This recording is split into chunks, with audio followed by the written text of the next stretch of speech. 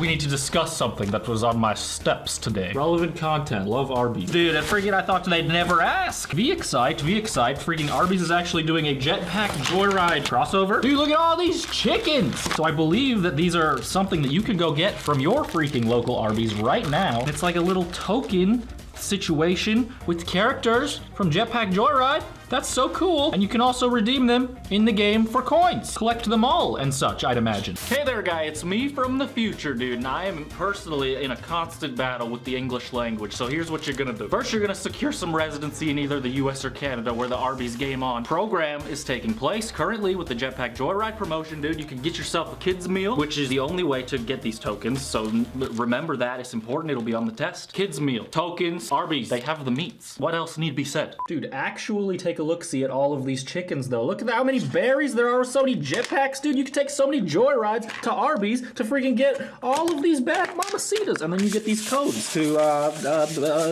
get money in the game. And here are some free codes for you boys, because I am nothing if not a generous man.